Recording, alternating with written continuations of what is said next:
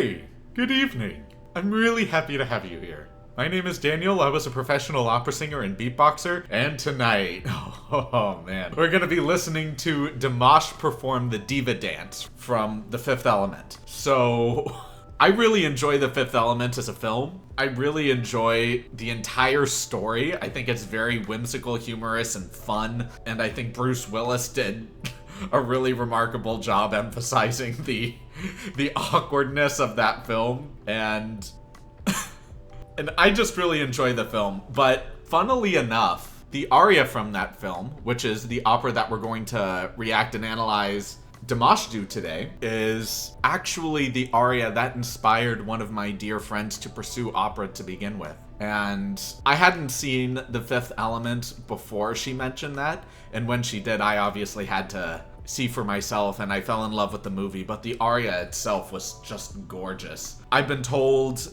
that the aria was written to be impossible for the human voice, so anybody that was actually capable of performing it is an anomaly, essentially. But you know, people said the same thing about the Queen of the Night for Mozart's opera, The Magic Flute. And Mozart specifically wrote that opera to spite the soprano performing that role. He had a personal vendetta against her and wrote a ridiculous aria to make her squirm. And I get that very same energy in terms of the composition of this particular aria as well. So I'm really excited to hear how Dimash performs it. I think if there were any vocalists alive that would be able to perform this piece on a huge stage and do it justice, not just in terms of singing it, but actually performing it, I would rely on Dimash to do that. So I'm really excited to jump into this, and I hope you are as well. So without any further delay, let's just jump into it. концерт мынау жатыр ма ағайын шамалы болса да. Ooh, love that intensity.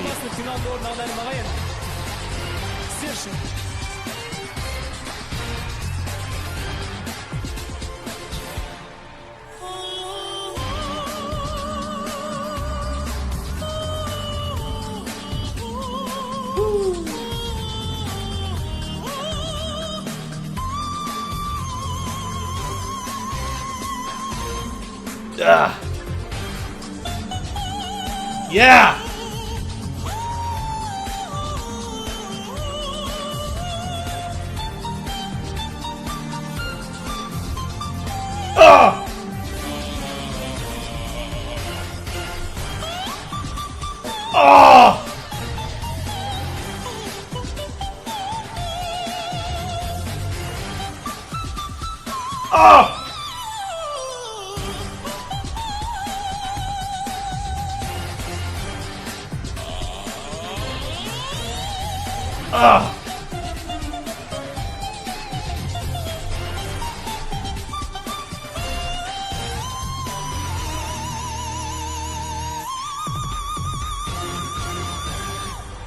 Oh my gosh! That was so incredible, and I don't even think people realize how incredible that is. And what I mean by that is, you can hear that he's producing sounds that most other humans are not capable of creating, which is already impressive in and of itself. But when you really lean in and dissect exactly what he's doing, and the textures and technique that goes into not just producing the sounds, but he does this perfect job of blending the absolute rapidness of staccato notes, which are very precisely sharp, clean cutoffs of you touch on a note and immediately cut it off, and a little bit of that marcato where there's so much energy within just that touch of the note, that gentle scintillate, that the moment the note is executed, there's so much energy in that it springboards into the next note. And he does that so well throughout the entirety of that piece, where the piece itself just doesn't lose any of that momentum. It's just constantly moving from one cadence to the next. And especially in that range, oh my gosh, dude. Let's go back and listen to it again so I can pick it apart a little bit more. концерт нөп жатырмын ағайын шамалы болса да. Yeah, just in the beginning here, look at his face. Look at how locked in he is. Yeah. I love that from a performer. And I've already mentioned this on other Dimash videos as well. His stage presence is so demanding. It's very powerful, and even though he has a pretty petite frame, just his presence and his energy just consumes the entirety of the stage and the theater for that matter. So the moment he's locked in and you see that intensity in his eyes, you know that you're about to engage with something powerful. And I love that feeling. I love feeling secure from an artist. Yes.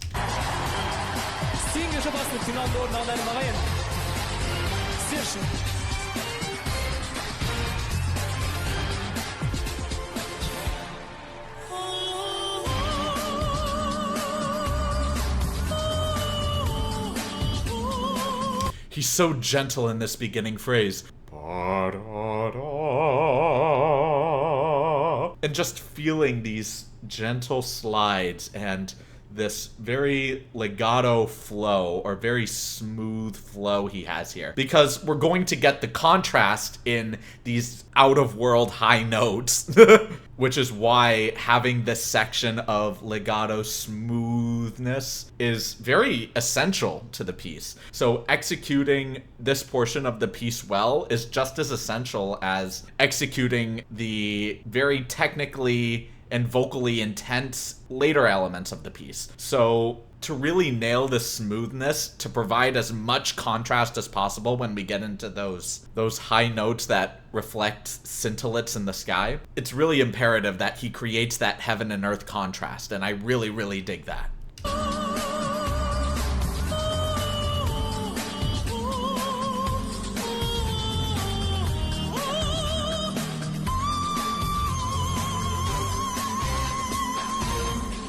He's just moving around so much, yet his vibrato does not skip a single rotation. And what I mean by that is, when I refer to vibrato and I give the visualization of spinning breath, what vibrato literally is singing a note and modulating the pitch around that singular note. It's like using a whammy bar on an electric guitar. So if I were to do a straight tone of and then add vibrato to that,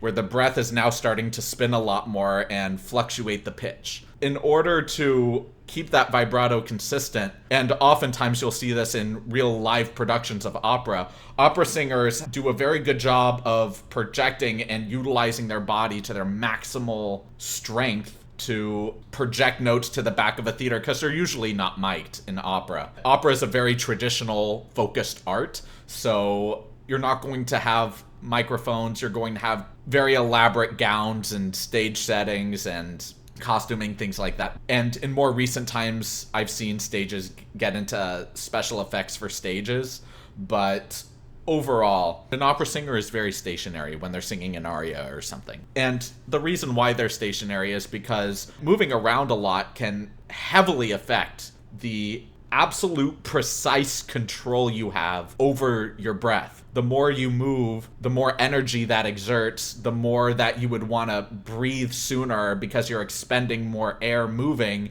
instead of very precisely controlling where it is you breathe and how much breath you're expending in a musical phrase. So when you're exerting a lot more energy through movement, you're going to have to breathe more often.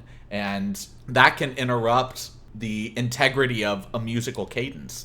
So it's really imperative that, in terms of opera, vocalists maintain that expert level of precision. They know exactly where in the cadence to breathe, exactly how much energy they need to exert in order to preserve their breath and execute phrases to their absolute maximal integrity, if you will. But here, what Dimash is doing is he is just everywhere on the stage. He is engaging everybody in this audience. He is moving, and his actions and gestures are very commanding, and you could just see on his face how much he's schwitzing. And and that could be from a long performance, it could be from stage lights alone, it could be from both, obviously. There could be a number of reasons as to why he's just feeling that intensity, but even beyond that, to be able to still execute the things that he's executing and doing so smoothly and with the right amount of breath support, and just to keep that breath spinning so flawlessly, it's really the sign of an exceptional vocalist who has not only refined his voice and polished it superbly, but has also polished his performance technique and has incorporated the strength of his voice with the strength of his performance technique and understands what he's capable of in order to not lose any of that breath, in order to not lose any of that momentum that he's generating, knowing that he's going to be exhausted, but still not lose any of that vocal integrity. And it's really challenging stuff here, not just technically, but on your body, the strain. It's really remarkable. He is such an incredible performer.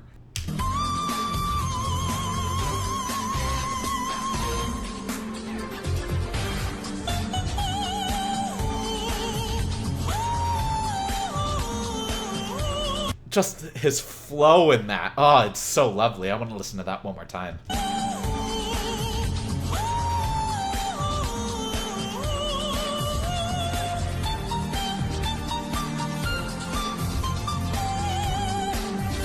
And notice how on many of those quick flashes of notes, that those are straight toned.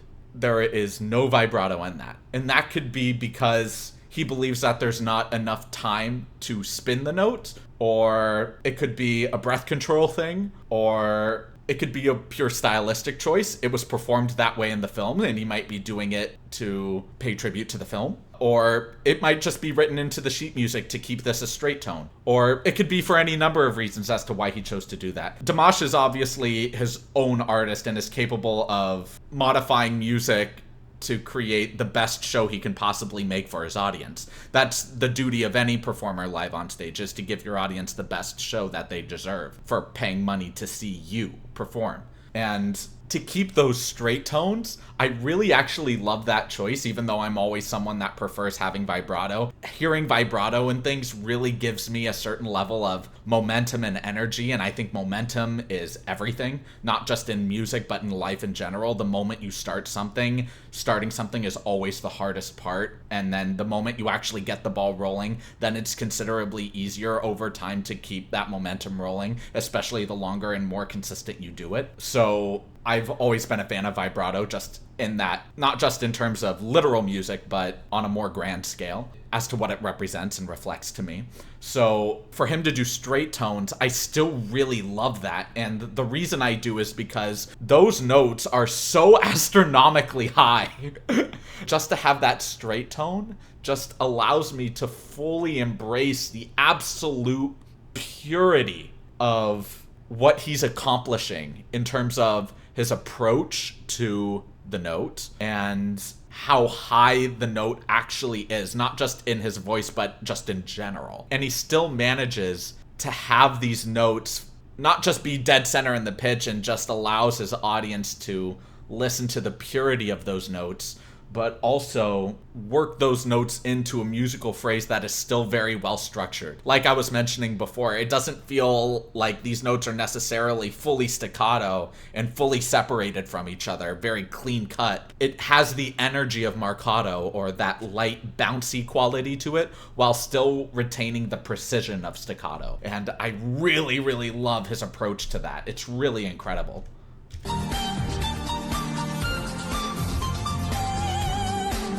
Yeah, and that vibrato at the end of the phrase there really was just a great choice. It then started generating a lot of momentum to springboard into the next musical cadence. Really great choice there.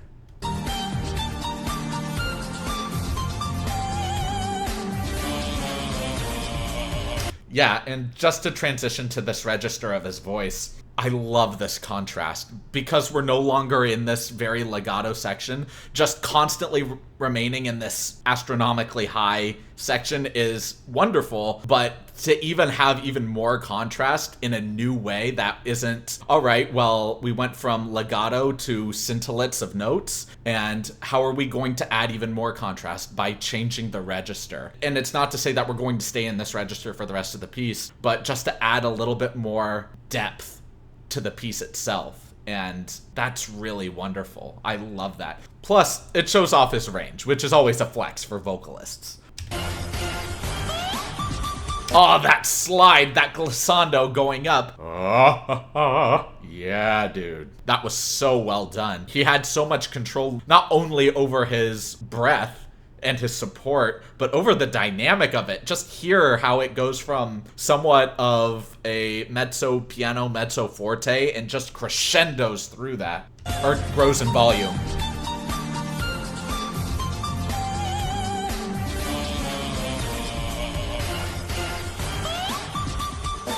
Oh!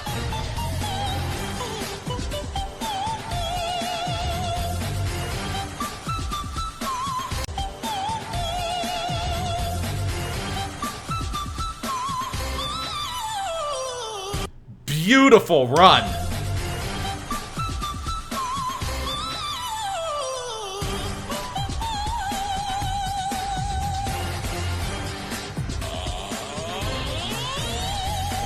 What he just did there is so excellent, and the reason it's excellent is because, not just because it's a very long slide, but the reason I think it's excellent is, yes, he has wonderful breath control, wonderful support, and it was a really well-performed, well-executed slide. The reason I love it is because he went right through his passaggio, right through that break in his voice. And the break in your voice is between, for men, it's between your chest voice and your head voice. That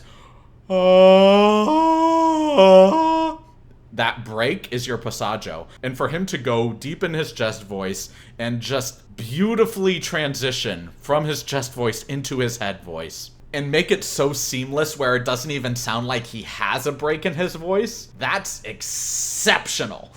Exceptional, dude. Really wonderful stuff to make it that seamless and that unnoticeable that he transitioned through his passaggio. Really incredible stuff.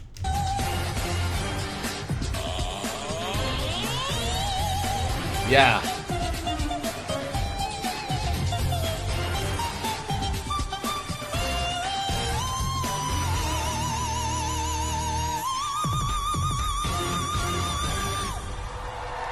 His stage presence is just so commanding. It's just magic.